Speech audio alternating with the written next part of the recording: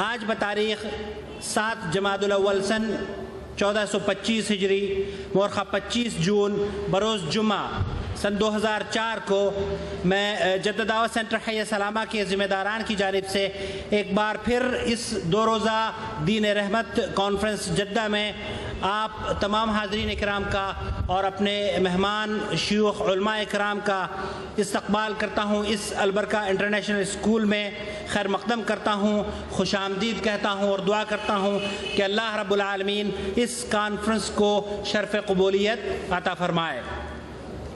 حضرات، گزشتہ کل ہماری اس کانفرنس کا آغاز ہوا تھا جس کے اندر شیخ یاسر الجابری حفظہ اللہ اور شیخ پروفیسر عبداللہ ناصر رحمانی کے خطابات ہم نے سماعت فرمائے تھے۔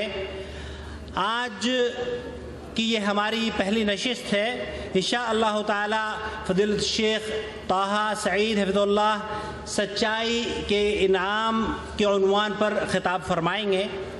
فضیلت شیخ طہ سعید کا تعلق ہندوستان سے ہے۔ آپ جامعہ اسلامیہ مدینہ یونیورسٹی جو مشہور ہے اس سے فارغ التحصیل ہونے کے بعد آپ نے مجسٹریٹ کی ڈگری حاصل کی رابطۃ العالم الاسلامی سے مکہ المکرمہ سے، اور اس کے بعد مکتب التعاونی لدعوت الجالیات مکہ مکرمہ جو شہر منصور پر واقع ہے اس میں بحیثیت داعی، بحیثیت پریچر دین کے اپنی خدمات انجام دے رہے ہیں۔ معزز سامعین کرام، دین اسلام دین اخلاق ہے اور رسول اسلام معلم اخلاق ہیں۔ یہ دین وہ دین ہے جو ہر اچھائی کی تعلیم دیتا ہے، ہر برائی سے روکتا ہے، مکارم اخلاق کی تعلیم دیتا ہے، محاسن اعمال کی ترغیب دیتا ہے۔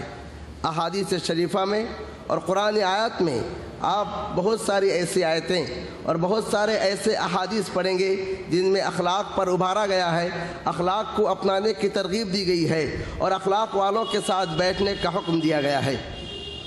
اللہ عز و جل نے اپنے نبی صلی اللہ علیہ وسلم کا وصف بیان کرتے ہوئے کہا وَإِنَّكَ لَعَلَىٰ خُلُقٍ عَظِيمٍ، اے نبی یقیناً آپ عظیم اخلاق پر فائز ہیں۔ اور نبی کریم صلی اللہ علیہ وسلم نے اخلاق کی فضیلت، اس کی برتری بیان کرتے ہوئے فرمایا اکمل المؤمنین ایمانا احسنہم خلقا، مومنوں میں ایمان کے اعتبار سے مکمل وہ ہیں جن کے اخلاق سب سے اچھے ہیں۔ وَخِيَارُكُمْ خِيَارُكُمْ لِأَهْلِهِ، اور تم میں کے بہتر انسان وہ ہے جو اپنی بیوی اور اپنے اہل کے ساتھ بہتر ہوں۔ یہ سنن ترمذی کی روایت ہے۔ اور ایک اور روایت سنن ترمذی کی ہے جس سے اخلاق کی اہمیت کا اندازہ ہوتا ہے کہ کل قیامت کے روز میزان پر یہی اچھے اخلاق ہی بھاری ہوں گے۔ نبی کریم صلی اللہ علیہ وسلم نے فرمایا ما من شیء اثقل فی میزان المؤمن یوم القیامت من خلق حسن، قیامت کے دن مومن کے میزان میں اچھے اخلاق سے کوئی چیز بڑھ کر بھاری نہیں ہوگی۔ اور آپ صلی اللہ علیہ وسلم نے اس شخص کے لیے جنت کی ضمانت لی، بلکہ جنت کے بالائی حصے کی ضمانت لی جس کے اخلاق اچھے ہوں، جیسا کہ سنن ابی داؤد میں ہے۔ آپ صلی اللہ علیہ وسلم نے فرمایا انا زعیم ببیت فی اعلی الجنہ لمن حسن خلقہ، میں جنت کے بالائی حصے میں یہ گھر کا ضامن ہوں اس شخص کے لیے جس نے اپنے اخلاق کو سدھارے ہوں، اپنے اخلاق کو اچھے کیے ہوں۔ اور خود آپ صلی اللہ علیہ وسلم نے اخلاق والوں کو بشارت دیتے ہوئے کہا ان من احبکم الی واقربکم منی مجلسا یوم القیامت احاسنکم اخلاقا، قیامت کے روز سب سے زیادہ مجھ سے قریب اور میرے پاس محبوب وہ ہوں گے جن کے اخلاق اچھے ہوں گے۔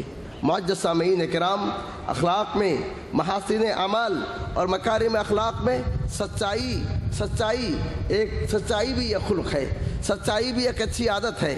دین اسلام نے اس سچائی کو اپنانے کی ترغیب دی ہے اور اس پر ابھارا ہے۔ سچائی یہ معاشرے کی ایک ضرورت ہے۔ سچائی کے بغیر آپسی تعلقات قائم نہیں ہوتے۔ آپسی معاملات اور آپسی تعلقات کے لیے آپسی تعلقات کا دار و مدار سچائی پر ہے۔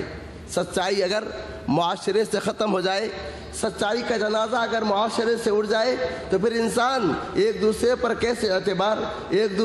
کیسے اعتماد کر سکتا ہے؟ تصور میں اس معاشرے کو لائیے جس میں سچائی ناپید ہو چکی ہے، سچائی کا وجود نہیں ہے، تو پھر اندازہ لگائیے طلبہ اپنے اساتذہ سے تعلیم کیسے حاصل کریں گے جب انہیں معلوم ہو کہ میرا استاد جو علم دے رہا ہے وہ علم نہیں، جہالت ہے، جھوٹ کی تعلیم دے رہا ہے۔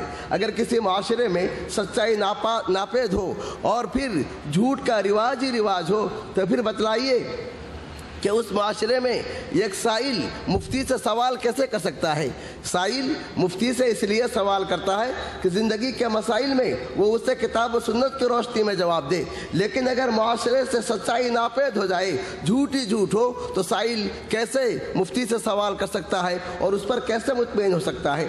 اور اگر معاشرے سے سچائی ناپید ہو جائے، جھوٹی کا رواج ہو، تو مریض کیسے ڈاکٹر کے پاس جائے گا اور اس سے کیسے علاج حاصل کرے گا؟ ایسا نہ ہو کہ ڈاکٹر جو علاج دے بجائے یہ کہ علاج کے وہ اس کے لیے سم قاتل بن جائے۔ اور اگر معزز سامعین کرام معاشرے میں سچائی نہ ہو تو پھر بائع اور مشتری کے درمیان تعلق کیسے قائم رہے گا؟ مشتری جو خریدنے والا ہے، بائع جو فروخت کرنے والا ہے، اس سے کیسے چیزیں خریدے گا؟ تو یوں معزز سامعین کرام معاشرتی تعلقات کے لیے، سوسائٹی تعلقات کے لیے، آپسی معاملات کے لیے سچائی کا ہونا نہایت ضروری ہے، اور اگر سچائی نہ ہو تو قومی اور بین الاقوامی معاہدے ہو ہی نہیں سکتے، اور اگر سچائی نہ ہو تو ایک دوسرے کو امان دینے کا سلسلہ یہ بھی نہیں ہو سکتا ہے۔ تو برادران اسلام، کہنے کا مقصد یہ ہے، یہ سچائی معاشرے کی ایک ضرورت ہے، یہ سچائی ہر گھر کی ضرورت ہے، سچائی ہر فرد کی ضرورت ہے۔ اسی لیے آپ دیکھیں گے دین اسلام نے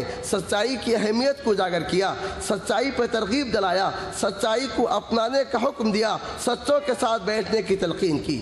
سچائی کی اہمیت، سچائی کی قدر و قیمت اس سے بڑھ کر کیا ہو سکتی ہے کہ اللہ عز و جل نے اسے اپنے جانب منسوب کیا اور کہا وَمَنْ أَصْدَقُ مِنَ اللَّهِ حَدِيثًا۔ اللہ سے بڑھ کر کس کی بات سچی ہو سکتی ہے؟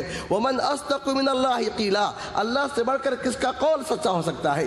سچائی کی اہمیت کا اندازہ اس سے لگا سکتے ہیں کہ اللہ عز و جل نے اپنے بہت سارے انبیاء کو صدیق کے نام سے خطاب کیا ہے۔ ابراہیم علیہ السلام کا تذکرہ کرتے ہوئے سورہ مریم میں اللہ تعالیٰ نے کہا وَاذْكُرْ فِي الْكِتَابِ إِبْرَاهِيمَ إِنَّهُ كَانَ صِدِّيقًا نَبِيًّا۔ کتاب میں ابراہیم کا ذکر کرو، بے شک وہ بالکل سچے نبی تھے۔ اور پھر ادریس علیہ السلام کا ذکر کرتے ہوئے اللہ عز و جل نے کہا وَاذْكُرْ فِي الْكِتَابِ إِدْرِيسَ إِنَّهُ كَانَ صِدِّيقًا نَبِيًّا۔ اور اسماعیل علیہ السلام کا تذکرہ کرتے ہوئے اللہ تعالیٰ نے کہا وَاذْكُرْ فِي الْكِتَابِ إِسْمَاعِيلَ إِنَّهُ كَانَ صَادِقَ الْوَعْدِ وَكَانَ رَسُولًا نَبِيًّا۔ یہ اسماعیل اپنے وعدے کے سچے تھے، جو بات زبان سے نکالتے اسی پر قائم رہتے۔ جب باپ نے انہیں خواب بتلایا کہ میں نے خواب میں دیکھا ہے کہ تجھ پر چھری چلا رہا ہوں، باپ سے کہا کہ افعل ما تؤمر، آپ کو حکم دیا گیا ہے، آپ اس سے کر گزریے، آپ اللہ نے چاہا تو ضرور مجھے صابرین میں پائیں گے۔ تو انہوں نے صبر کر کے بتلایا اور اپنے بات پر، اپنے وعدے کو سچے تھے۔ اور پھر عیسیٰ علیہ السلام کی والدہ مریم علیہ السلام کے تعلق سے قرآن مجید نے کہا وَأُمُّهُ صِدِّيقَةٌ، کہ اس کی ماں سچی تھی۔ برادران اسلام، نبی کریم صلی اللہ علیہ وسلم مکی دور میں جن بنیادی باتوں کے جانب تعلیم دیتے تھے، ان بنیادی باتوں میں ایک بات سچائی کی دعوت تھی۔ جیسا کہ وہ انٹرویو جو ہرقل نے ابو سفیان سے ان کے اسلام لانے سے پہلے لیا تھا، اس انٹرویو کو اگر آپ پڑھیں گے تو وہاں پر اس میں ایک بات یہ ہے کہ ہرقل نے ابو سفیان سے پوچھا فماذا یامرکم، یہ نبی جو تم میں ظاہر ہوا ہے یہ تمہیں کن باتوں کا حکم دیتا ہے؟ تو ابو سفیان نے کہا کہ وہ ہم سے یہ کہتا ہے اعبدوا اللہ وحدہ ولا تشرکوا بہ شیئا، ایک اللہ کی عبادت کرو اور اس کے ساتھ کسی چیز کو شریک نہ ٹھہراؤ، واترکوا ما یقول آباؤکم، تمہارے آباء و اجداد جو کہتے ہیں تم انہیں چھوڑ دو، ویأمرنا بالصلاۃ والصدق والعفاف والصلہ۔ اور یہ نبی ہمیں نماز کا حکم دیتا ہے، سچائی کا حکم دیتا ہے، پاک دامنی کا حکم دیتا ہے اور صلہ رحمی کا حکم دیتا ہے۔ معزز سامعین کرام، اس سے آپ اندازہ لگا چکے ہوں گے کہ سچائی کی اس دین میں کس قدر اہمیت ہے۔ سچائی کو عربی میں صدق کہتے ہیں اور اس کی ضد ہے کذب۔ سچائی کو عربی میں صدق کہتے ہیں اور اس کی ضد ہے کذب۔ صدق اور اس کے جتنے مشتقات ہیں ان میں آپ غور کریں گے تو اس میں طاقت اور قوت کا معنی، اس میں کمال اور اخلاص کا معنی آپ کو نظر آئے گا۔